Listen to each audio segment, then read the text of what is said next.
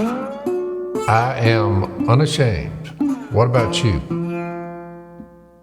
Yeah, no facial profiling here today. So we got a couple of guests in the Unashamed lair today. We want to welcome Justin. As it's Chappie, right? Are you Chappie or are you Justin? Because most people just call me Chappie. Chappie, okay. Well, I saw that because I watched the first episode, so we'll talk about that in a little bit. So we got Chappie and we got Hank, and Hank's got the bigger beard, which and actually look, Hank's got like a. He's got like a little braid in his beard. Look at that, Dad. I didn't even realize that's impressive. The extent of the beard. Well, it was a big full beard before Hurricane Laura, and then spending 6 weeks out there without running water or electricity, it just kind of got tied, and now it's a permanent thing. Yeah, but that's kind of like you look like a Viking. You know, it's like you see those old movies and stuff, like when they would take it and cinch it up here and have put a big thing on top of your head. Combat ready. Now that you said it, I'm going to start dressing like a Viking. I think you would. I think you could. He already acts off. like it. So my first thought was, I know 100% that no one has ever tried to mug you. Has anyone ever tried to mug you, Hank? No. I told you. No, that's exactly right. Prediction, true. So I wanted to start there because I watched the first episode, so I know a little bit about your backgrounds. But Hank, you went from a football coach to a rock star. You're going to have to tell me how do you make that transition? Because Dad went from a football player to a duck call maven. And, you know, that was an interesting story. But how do you go from football player or football coach to a rock star? When I was young, I was like hyper competitive. If I went bowling with you, I was mad if you beat me by two pins. You know, so I played football in high school. I played football in college. And then I went and joined the Army, went off on all these great adventures all over the world in the military. Came home and got a job. I was a special ed teacher. And I got a job. I was a special ed teacher and a football coach. And we actually took a team in North Carolina that had never won a playoff game to a state championship game. We lost, but we were up 28-14 at halftime. And we blocked 2 punts. They just stopped punting it. It'd be 4th down and 1, they'd get 2 yards. 4th and 3, they'd get 4 yards. It was heartbreaking. And then they made us have a parade in that city that Monday after that game because they were so proud of us and none of us wanted to even think about it. Well, I'm going to tell you why you were successful. Because they were scared to death when you walked up and said, I'm now your football coach. They probably never had one so intimidating. Yes. Yeah.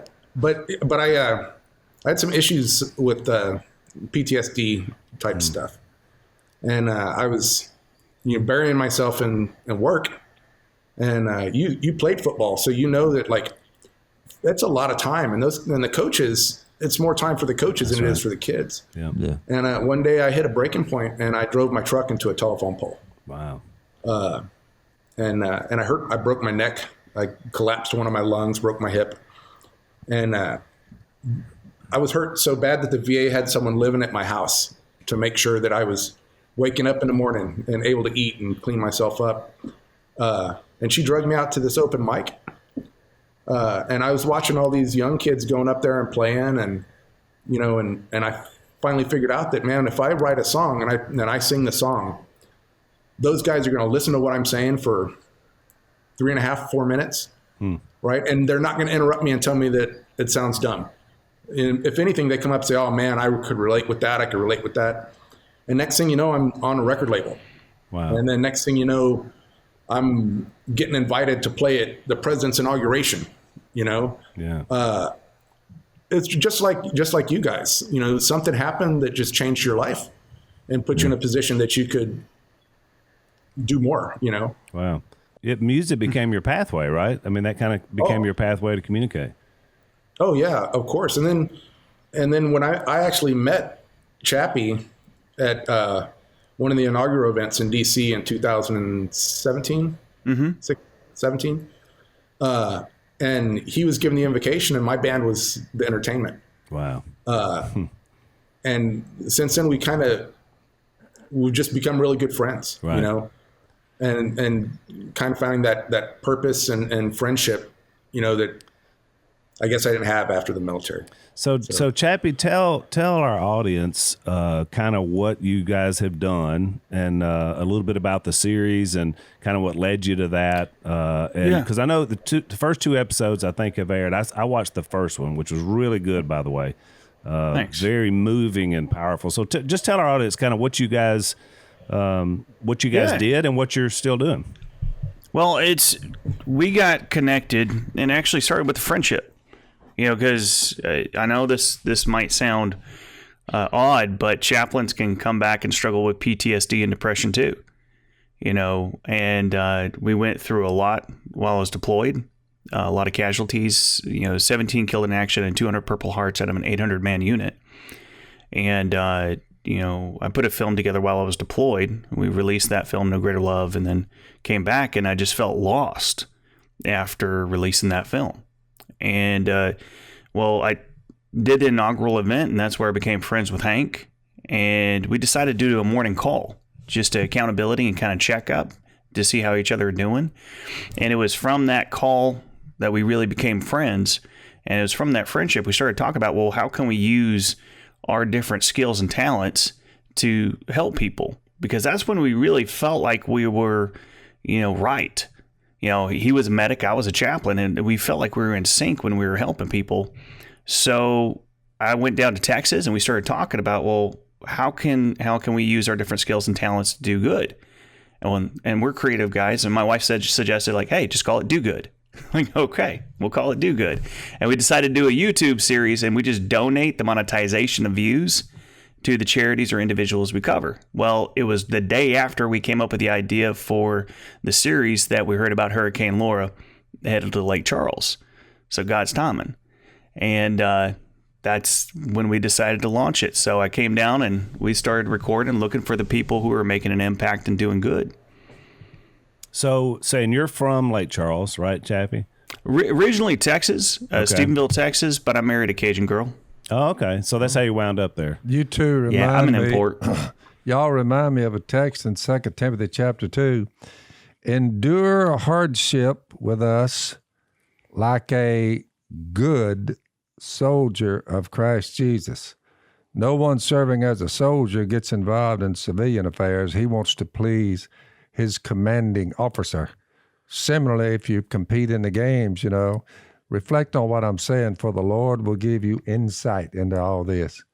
These two, they good soldiers of Christ Jesus. Pretty cool. Yeah.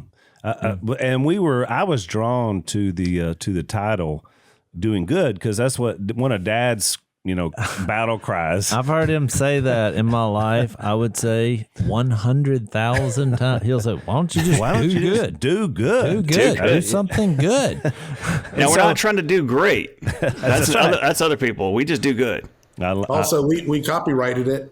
And so you just said you did it. Phil, boy, you're fixing to pay these boys a lot of money. Somebody's going to be knocking on your door. Yeah. There's a lot of Bible verses that says that simple statement. That's right. I mean, I would say They might have beat us to 100? the punch.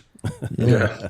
Yeah. Well, look, so tell me, so obviously then both of your background in military has shaped you for what you're doing now. And that's one of the things I got out of watching the first episode. I mean, what you guys went through, but also then kind of even telling some of the stories over there, and then bringing that back, and then the difficulty in coming back. How would you relate what you went through, in your service in the military to now what you've seen, say, post hurricanes, and what you've seen in these disaster areas in terms of some similarities? Well, I can tell you one thing that I noticed was that, combat, that destruction's intentional, right? Yeah. But the destruction from that hurricane was worse than some of the. I was in Iraq in 2003. I was part of the invading force. I was at Baghdad International Airport when it was still Saddam International Airport. Wow. Right. So I saw Baghdad right after the shock and awe, hundreds of thousands of pounds of bombs. There is a city called Cameron that was just gone. 55 houses on that street, there weren't even foundations to them. Wow. And But the thing that I noticed was that, and it happened in Iraq too, is that the people were, if someone was hungry, they would find them and feed them. You know, if someone had food, it didn't matter if they were surgeons. We went to one place and there was a surgeon right next to an auto mechanic, and they're serving food to each other. You know, they were just part of that crew. That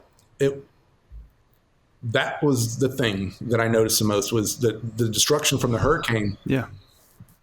You know, and then you have it's fire versus water too, and they're both super destructive. Right. Yeah. What I saw in Afghanistan was that when times were at its worst and it was a tragedy or a disaster going on, heroes rose up. And I think they almost always do. And when stuff comes at its worst, you know, people become their best. And that's what we saw here in Lake Charles. And so when we turned the cameras on, I had no question that heroes were going to stand up. We just had to go find them. And that's what we started doing, is just looking for those people who were making incredible sacrifices and just to help and save others. And so these stories are going to inspire people. And that's kind of what we need right now. That's right. Something that renews your faith in humanity, especially during these times. Yeah. Well, you mentioned that because I jotted that down. You guys talked a lot about disunity, division, you know, sort of what we see in the country. And we talk about it a lot on this podcast in terms of what we see in America. And yet what you saw in the response was just the opposite. You saw unity. You saw people being brought together. So talk a little bit about that, because I thought that was a great theme of the first episode. You know, it's the same kind of stuff that I saw in Afghanistan too. Like, the military is a very diverse group of people. Mm-hmm. You know, people all different kinds of faith backgrounds, you know, religions, you know, able to come together and serve and be willing to die for one another. And that's what we saw happening here in Lake Charles. You know, people were not worried about people's backgrounds, politics, religions. They just served one another, cared for one another, and reached out and tried to help each other. And it was beautiful. I remember there was a prayer meeting at the flagpole, and we went to go see what was going on and then to take part. And there was a Catholic priest, there was a Jewish rabbi, there was, I guess, an imam. They really represented all of the faiths, you know, and it wasn't a press event. That was what was impressive to me. Wow. It wasn't, hey, we're going to bring the cameras here to do this. No, it was the religious leader and the mayor put this together just for the prayer, you know, and the only cameras that were there were us. And we just showed up because we knew about it. They didn't ask us to come. Which is very powerful. All right, let's take a break.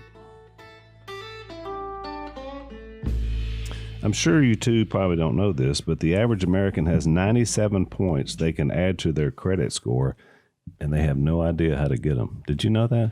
No. Great. Sounds exciting. It is exciting if you need to borrow some money, because your higher credit score can help you get lower interest. And our friends at ScoreMaster basically have come up with some new science that super boosts your credit score. They can do 61 points in 20 days or less. That's 61 points, which makes a big difference on your money. You can save quite a few $1,000s. So if you are about to do a home loan, or maybe a loan for a boat or something else you've been wanting, you might want to check these guys out. If you have a small business, it might be of help to you as well.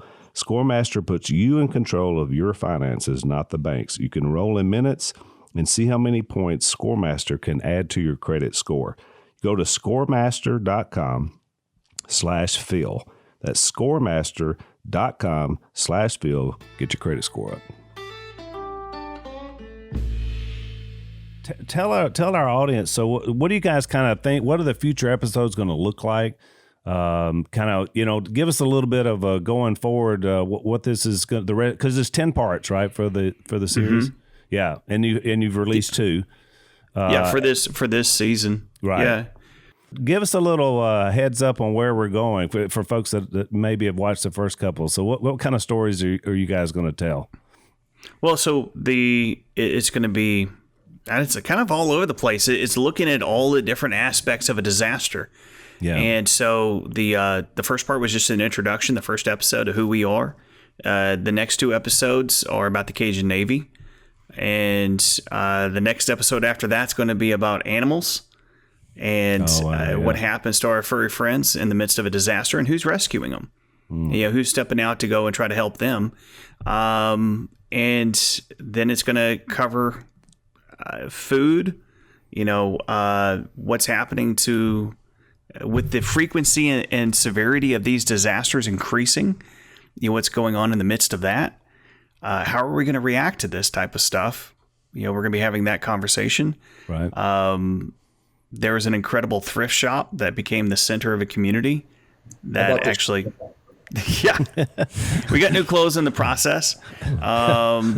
It's basically a variety of different things. Yeah. So it's hard to kind of pinpoint, but I could go episode by episode.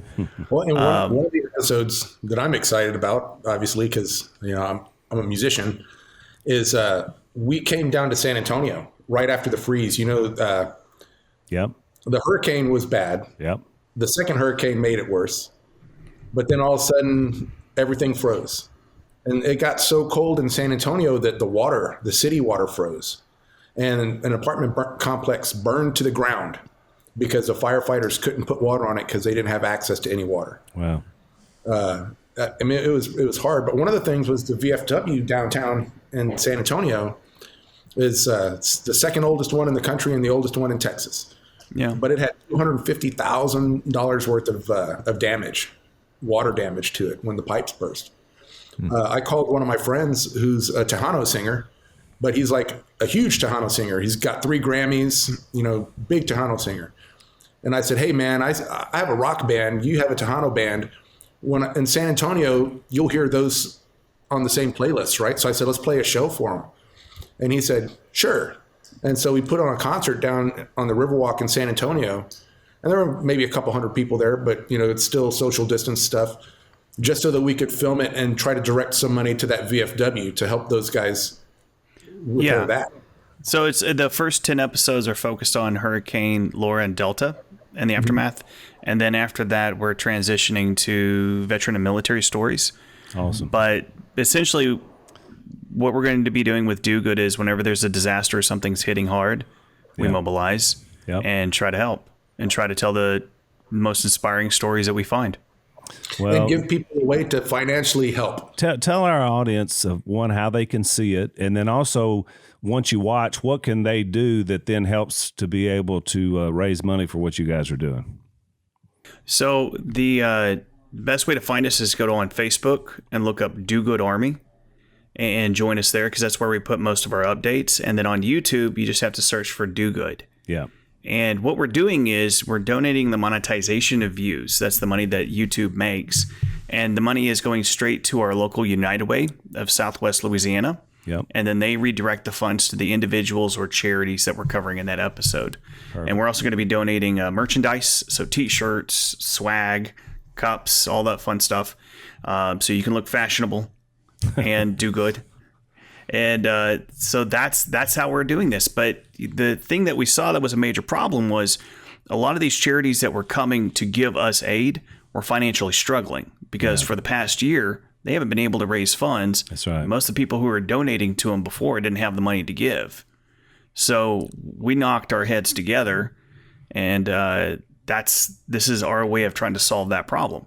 So that way, just by watching and sharing, you're still making a difference. Yeah. Yeah, I love that. I think Hank said that in the first episode. You watch and share, and then we'll make sure, that we continue to raise the money. And that's pretty easy for us to do. This reminds me of Romans 13. Dad's got another scripture. Let no debt remain outstanding except the continuing debt to love one another, which these guys are clearly into. For he who loves his fellow man has fulfilled the law. You say, how in the world could that happen? The commandment, do not commit adultery, do not murder, do not steal, do not covet, and whatever other commandments there may be, are summed up in this one rule. Love your neighbor as yourselves. And listen to this. Love does no harm to its neighbor. Therefore, love is the fulfillment of the law, which you gentlemen have with what you are doing is a fulfillment of love God and love your neighbor as yourself. The two greatest commands in the Bible. So kudos to y'all. I was going to say, what's so inspiring about y'all? I have a lot of military friends who struggle with PTSD, and it's always hard because I'm friends with them. I'm trying to encourage them, and I just don't know what to say or do a lot of times, and so you're just there.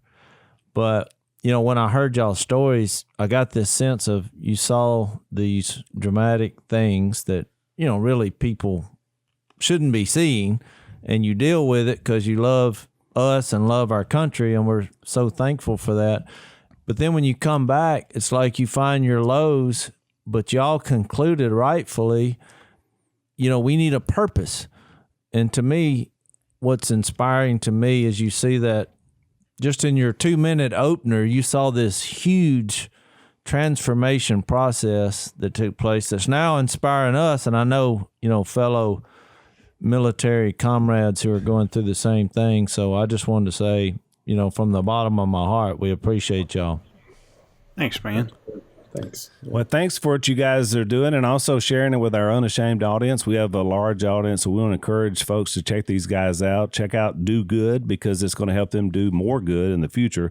And, man, as guys from Louisiana, we're especially grateful that, because our state was so hard hit that you started here. I'm glad that God was right there to open that door for you. Some have said we have redneck leanings. I like it. Any last words for our audience? I do want to say Justin Robertson's movie, No Greater Love, is on Amazon Prime. If you have Amazon Prime, you can watch it for free and get a good idea of what Justin's about. Yeah, and what led it to here. Chappie, and you got to check out Three Beards, the band, the legend. That's his it. Three band. Beers. Yeah. 3 beards. I will Three definitely Beards, check not that one, out. not two. You get all three. Maybe we could work out where that could be our theme song. Yeah, Three Beards. But Al, you're going to have to grow. This is the beard I choose to have, so stay off on my beard. All right, That's guys. perfect. Thank you so much for spending a little Thanks, time guys. with us. We want to encourage folks to check this out, and hopefully God will continue to open doors for you guys to do good. Awesome. Appreciate you All guys. Thanks for having us. It's good All right, meeting you man. guys. Well, that was good. Yeah, I mean, I was, we had got, sometimes you get guests on, and so some of our Zach and some of his people had heard of these guys, and so I had not, and so when I looked up and watched that first episode, that first had a trailer. I watched the trailer, and then I watched the first episode, and I was like, man, these are our kind of guys. I mean, one is, we love the military, and appreciate people's service, but Jace, you said it on the thing. The fact that to come out of your own demons, so to speak, and I didn't know what they said on our episode was not on their show about. I mean, what Hank shared was amazing because I didn't know that he had attempted suicide. So Well, look, you get in that mode and you're doing something for a greater good, and then all of a sudden, it's all gone away, and you're back. It's just hard to know what to do, and you already got to deal with the emotional trauma of everything you went through, right. And so for those guys to rise up, out of the ashes, I mean, that is inspiring to me. Yeah, I mean, I thought so too. wow. And of course, the fact that as you're saying, Dad, always on the do good. I thought that just really fit. It is. It's the most off quoted. Oh, you verse. see it all the time. Oh, it's What's ironic is Sunday. I mean, I didn't even know this was going on. And then Sunday, we have a group of people who basically work under the heading of One Kingdom, and they go do relief ministries, and they showed a video of in Lake Charles. And I thought the same thing. And there was an older African-American woman who they just set up camp and helped that woman. Yeah. And it was as in tear-jerking story. Oh, it was amazing. And that woman was awesome. Just her attitude. And I mean, you just don't realize when you see a blip on the news what's going on. Well, and let's take another break. I've always been interested in history, family history. Like I love getting old pictures and looking at them, trying to figure out who's in the picture. Do y'all have that same thing, or is that just because I'm the oldest? I mean, I'm just curious because have you ever do you love history or love finding out about old pictures of family and stuff like that? No. I'm just glad. You were never that way either, were you, Dad? I'll keep it simple. I'll wake up and say, I'm glad I'm alive. There's so much more, Chase. So one of our sponsors, which is one of my favorites, is Ancestry.com. And they're kind of built on that whole premise. And like I said, I don't know, maybe it's just firstborn. I mean, our audience could probably tell me. But I've always been interested in that, finding out about who we are, where we're from, things like that. So I'm sure there's a lot of you out there that are as well, that are unlike Jay's, just trying to survive every day. No, once I get into it, once the pictures come out, Right. then And you do like history, or you wouldn't be finding all this treasure. That's right. So if you want to find out about your ancestry, go to Ancestry.com/Phil, and you're going to get a free trial. That's Ancestry.com/Phil, and find out about your family history. Well, they describe it, Jason, in the video. We did a video, our guys did, about 10 minutes about the story Jace is talking about. And I didn't think about it at the time, but in the video, they described that we had because we do relief work, through our church. And so we had a group of people ready. They were going to go down to Lake Charles. You can't go for a couple of days till it's safe to go, and then you go. So we had this group ready. Well, what we didn't realize is, you don't know what a hurricane's going to do once it comes on. You're not sure where it's going to come on. Well, that thing, when it comes down the southwest part of Louisiana, they peel back. Well, guess what? The most powerful storm to hit us in 150 years, when it went over right here, it was still over a high category 1. 75 miles an hour. to 90 miles an hour. So what happened was we had this whole group of people we were going to send down to Lake Charles.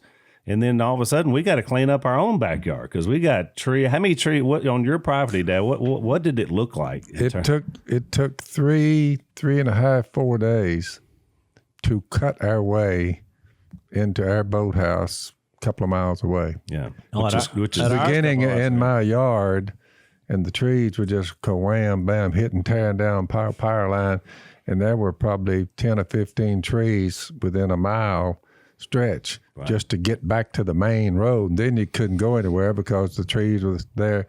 So they were just you're just driving along and you look up and there's a bull oak tree, just power lines underneath it, just right across the road all the way. So we had our own equipment, and they thanked us later, the energy people, because we at least got a trail that would hold a vehicle going out. So, and y'all didn't have power for what, a week at least? I mean, you have a generator, but I'm saying we have a generator, and it was over a week out. It's ready to go 24/7 at all times. I was a week, down in here. You say we would not function very well without a generator. It takes 15 or 20 seconds when everything goes south and the electricity is off in the middle of the night, and you got a howling 75 hour.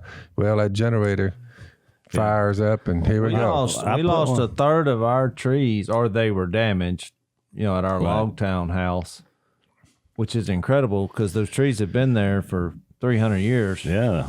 And withstood every other storm. Yeah. But that one storm, a third of them gone. So in this section, you say, what brings the rednecks all together at once? A hurricane or an ice storm, the rednecks start gathering up and the equipment starts being broken out. Everybody between them, especially us, we've got enough equipment to do some serious tree cutting. You see what I'm saying? Yep. Well, I've gone on a few of those relief trips through the years, more when I was younger. But seeing it was always life-changing. Mm-hmm. I was like, one of the few things I can do well is run a chainsaw. So, I mean, I'd volunteer and go down there. But, I learned something from those. We had a guy that used to head that up. Yelton was his last name. Mm-hmm. And Don Yelton. I remember one time we were in a bus. There's 40 or 50 of us.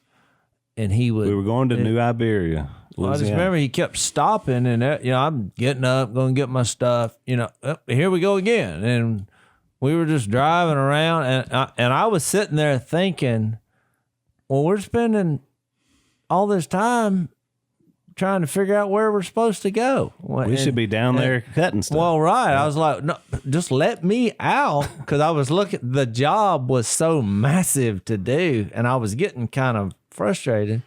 And so I said something to him as I was getting off, and he's like, well, you got to remember, I was doing that on purpose. Yep. He said, I was letting them know hope has arrived. That's right. Yep. And, it hit me that I thought, there's a psychological issue. I mean, a lot even that those military guys had to go through in their own life.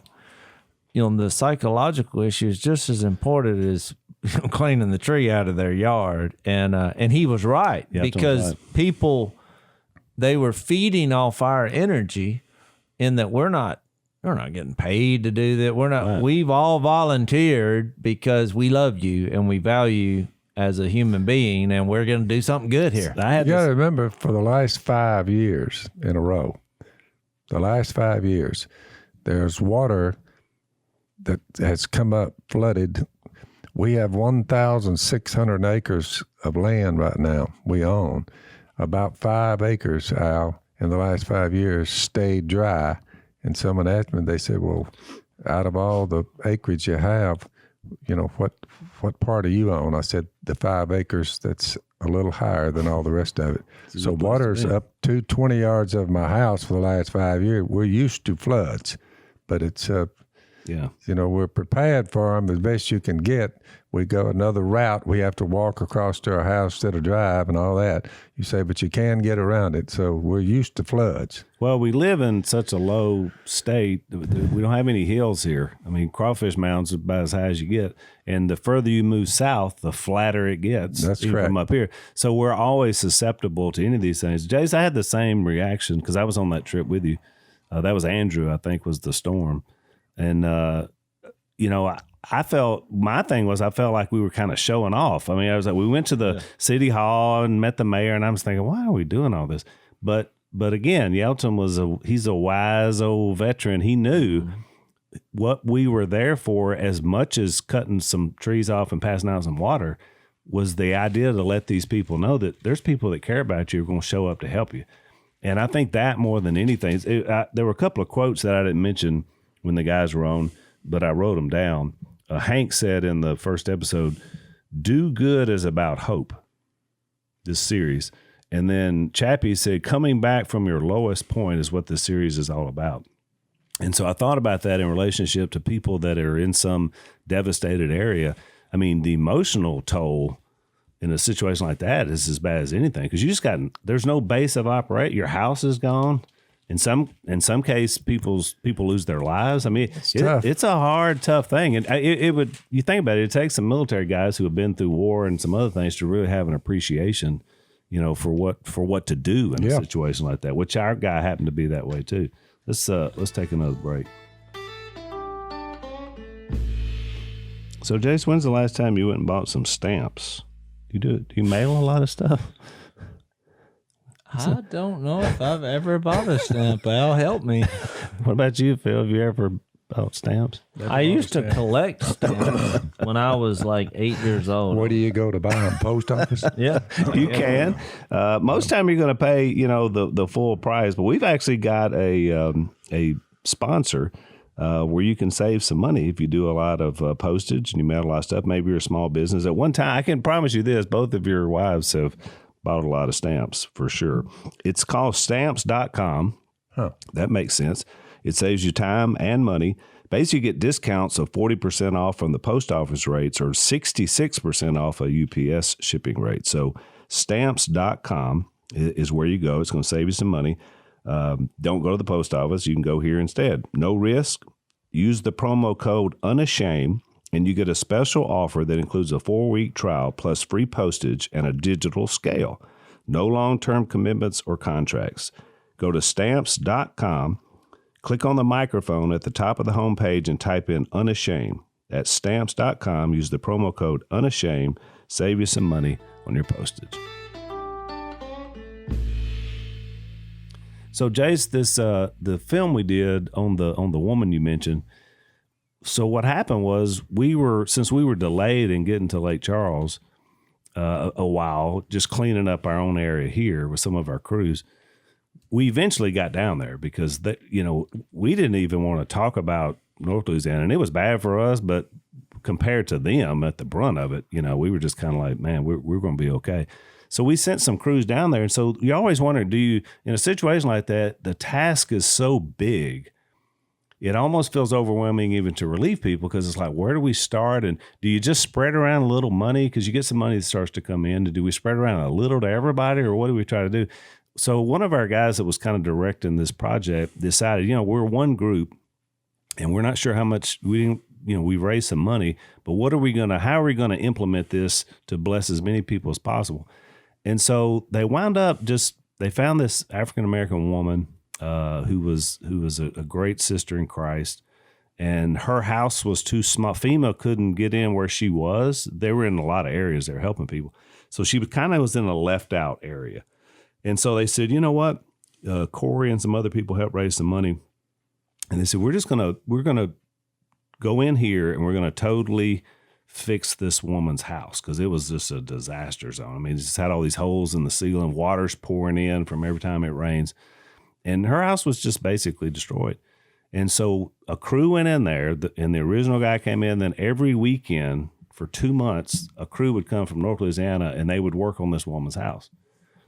And they totally transformed it. And, of course, what happened was the finished result was a place, obviously, that was way nicer than what she originally had, which was just a blessing for her.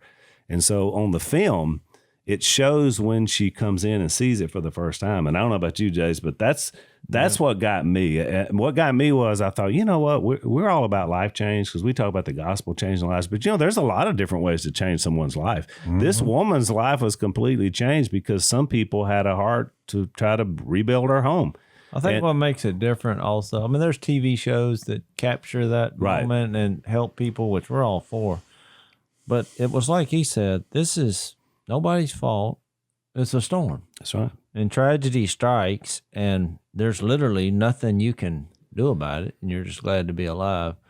And then you have people move in. I think about this Romans 12 when tragedy happens in this light, because I don't think the intent was when a hurricane comes, where's a hurricane verse? Because a lot of people are blaming God and saying, why did this happen? But if you just read this section, you see how you should operate when that happens. If this was like made into a 10-point code of hurricane relief, I mean, you just think about it in that context. It starts off, this is Romans 12:9, says, love must be sincere. Hate what is evil, cling to what is good, which is, they've made that's their mantra on it, clinging to what is good. Because every time a storm happens, the people who survive, some are helping others, but then there's always a crew of evil doers taking advantage of the situation. Correct. Every time. So we hate what's evil, we cling to what's good. We devote ourselves to one another in brotherly love, and we honor one another above yourself. Never be lacking in zeal, because you're always going to struggle with depression and anxiety. But keep your spiritual fervor serving the Lord. Be joyful in hope, patient in affliction, faithful in prayer, and share with God's people who are in need. Practice hospitality, whatever you have left, or if you come in, you bring your hospitality with you. Bless those who persecute you, because people are angry. Some people are angry in these situations. And do not curse, which is hard to do with all that going on. That's right. Rejoice with those who rejoice, because in those moments, there's people that you thought were lost that are found, people who you thought were going to die who live. So there's joyous moments in there, but there's also moments with you mourn with those who mourn. Live in harmony with one another, which is one of the stories they said. We tend to put down our backgrounds, our religious views, our political views in those moments, and we unite as human beings who are trying to care for each other. live in harmony with one another. Do not be proud, but be willing to associate with people of low position. Do not be conceited, which is an issue about who you're going to help and where you're going to help and which kind of people. He's just giving you an image of how to respond in life in general, but especially when tragedy starts, that is 100% on the mark. And he goes on to say, if your enemy's hungry, feed him. He's thirsty, give him something to drink. In doing this, you will heap burning coals on the head of those who mean them harm. Do not be overcome by evil, but overcome evil with good. Yeah, that's good. Yeah, because you think about it, I mean, something that's motivated by love and selflessness is always going to be so much, better received than something just out of duty or what. I mean, we said, well, whose job is it to go in and help these people? I mean, that's a lot of people think that way. Instead of saying, let's just go help these people. Look, what the color of your skin makes no difference in a disaster, because both on those that receive, but also those that give. So the same things that divide us so much in regular conversation in a situation like that, nobody cares about any of that stuff. No. What difference does that make? I mean, and that's really the way we should just live all the time. I mean, we do it in our military, in our, police force and firemen. I mean, their code of ethics, whenever that gets out of line, obviously it's a huge controversy. Sure. But most of the time, and I say most as in there's probably less than 1% of the time it doesn't happen. I mean, firemen rushing into a house, they're not thinking what color the people are in the burning house. It's not even going through our head. That's why I said, if you can't live out Romans 12 in this situation, you're sure not going to live it out just in your everyday life. Nope. But we should be like this all the time, which, we get ours from the Holy Spirit of God. But when I see other people doing these same principles, it's always good. Yep. So let's take one last break. There was a situation here that happened during this same time frame of the storm that I thought's worthy of that. And this is there's a guy and his family that work with mom and dad over at university. We call him Jersey Joe. And Jersey Joe is from New Jersey. And shocking. Yeah. Dad, I think you gave that nickname, right? Are you the one that started calling him Jersey Joe? Well, Phil can't call anybody by his real name. No, so. Jersey Joe. And so Joe, is some kind of programmer or something, very successful, and he's lived his whole life in New Jersey, or most of his life. And it's a lockdown state, and it's been tough. And somehow he started watching Duck Dynasty on Fox Nation, and then that led him to the podcast. And so he and his family had been thinking about relocating to the South, because it just, North's different, how people react. And so he winds up, he said, you know what? This is during the pandemic. He said, we're going to move to Monroe, Louisiana. We'll do our business from there. And so he came down here. Two of his 3 kids, I think, are here with him. And one of them is a first responder. And they just relocated to Louisiana. And they started coming over there with y'all and helping out. And so great guy, great family. So Joe was telling me, he said, this is when we knew. He said, we'd been here 1 week. They'd visited us, told us they had moved to town, wanted to be a part of our church. And we were excited about that. And so when the hurricane hits, he said, we've been in Louisiana 1 week, and the hurricane comes through, and a big tree fell on their house that they just bought. They've been in 1 week. In his office, which is, where he does our work, took the main brunt of it. So we were like, oh, wow, we get to Louisiana, man, now we got a hurricane. He said, and the next day, 30 or 40 people with red One Kingdom shirts show up at our house and start sawing down that tree, and then helping our neighbor had some property damage. And he said, we all looked at each other and we thought, this is why we came here. Because if we'd have been in New Jersey, there wouldn't have been anybody, showing up for trying to help us out. And so it was amazing that they had been here a week and immediately saw this is what selfless, love looks like. And they got to experience it. And of course, they're that way. I mean, they'll do anything. Joe's just like, what can I do? So I thought it was a neat story at the time, but it also reminded me, Dad, I mean, the one thing that struck me is, you remember this hurricane hit last summer, and this was at the end of just terrible summer with first it was protests, then it was riots, then it just felt like every city in America was on fire, all the major ones. And I just remember thinking at the time when I saw this response to these hurricanes of people, especially in our state and some in our community, that it doesn't take much time to destroy something. That's correct. I mean, a short period of time, those storms came through. It only took one day and all that damage, but it takes so much longer to build and rebuild effort-wise. Yep. And so I thought about that. That's so, Jesus in John 10, when he was talking about the evil one, he said he came here to kill, steal, and destroy. And that's easy. That's easy to be destructive. Yep. But he said, I came that you may have an abundant life, which is much harder to build. And so I don't know. It just, that was kind of what I took from it this last summer when I just saw how you react to things, that's really the attitude you want to have. But it's hard. It's hard to build and to rebuild. Very much so. And it takes love to be able to do it. Well, and God is the ultimate builder. I love that Hebrews 3:4 that says every house is built by someone, but God is the builder of everything. Right. He goes on to say that we are his house. Yeah. Which is, from a spiritual perspective, you realize that in the end, this is a volatile place. There's earthquakes, hurricanes, but it only matters because we're perishable. We're weak. Even if you avoid all these and live in a state where there's never a hurricane, a ice storm may get you, or mudslide, or earthquake. It comes back down to that, and so. God created us to be eternal in mind, but we go through this process where we understand who our maker is. And I think that's what tragedy and struggle does. You realize your frailties and you realize the power of God. And Love never fails. That's right.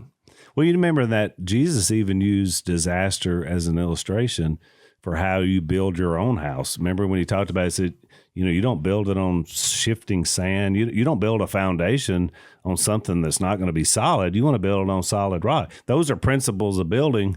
But he's saying in your own spiritual walk, you want to have something solid. If you don't have something solid, what have you got? Yeah. I mean, imagine without faith, and one of the things that we didn't talk about with the guys today, but it's in that first episode, is that all this happened during a pandemic where people are having to wear masks and all. I mean, it wasn't like it was just, it would have been bad anyway, but at the same time, you're just like, well, how do we do this? How do we do this and still try not to get coronavirus? I mean, it was hopelessness on top of hopelessness for a big swath of people. Well, plus I think it puts it in perspective because, if someone is dying or drowning, you're not, hang on, let me get my mask on. It's like there's other things that are threatening.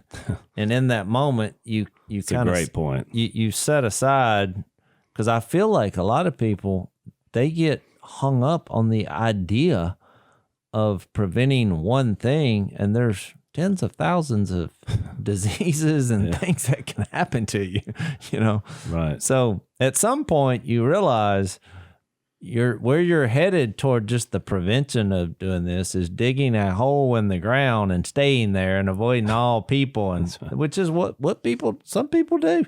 Yeah. They go find them a mountain and they live there till they die of quotation natural causes. I never figured that out. It's like, what is natural causes? Right. Yeah. What does that mean? Thunder, lightning, floods, earthquakes. So, but that's a great point, Jase. You think about it, what I got out of these guys, the idea that there's great risk always, and then there's great reward. And people that are willing to put themselves out there to help other people, no matter what the circumstance. He mentioned about the Cajun Navy. Those guys have swung into action every time. And those are mostly from South Louisiana, but we got a bunch of them up here. The Rednecks have joined the Cajun Navy. It's the same thing. Of course, like you said, Dad, there's a time for the big trucks with the big tires. When you got a flood going on, those guys are valuable. Very much so. Everybody else is getting swept off the road, but if you're a redneck with a big jacked up truck, you're getting in, and getting some people out of it. And we saw that here as well. All these rescues and stuff like that. So a lot of the just natural way to live. All these people that were the power line energy people, they were from various states. Yep. They were coming from Kentucky and some from Florida. Yeah. And they just had an army of trucks. Right. And when they got to the air road, mouth of Cypress Creek Road, when they came down in there, because they were all excited because they said, "Good night." That's them old guys on TV and on the podcast. Yeah. So I'd go out in the yard, and they'd have, this cadre of them come down there. They had their bulldog there. They're going. So we're all taking pictures, and then they would leave and another bunch would come down. So we added a little of that to the mix, which it helped it. Well, and I appreciated you and Mom. And in the midst of all the trees down and the work they were doing. Your spirit in that was that, these guys have come from all over the country to help our community. That's right. The least I can do is go out and take some pictures and meet these guys and appreciate them. Yep. And that's the spirit of the whole thing. And I think that's, I guess, a good way to wrap the podcast today is that do good has good results. Yep. Everybody's better. If people get help, you feel better about helping other people. I mean, so there's what you said it all your life, Dale. What is wrong with doing good? What's wrong with doing good? I like that. Amen.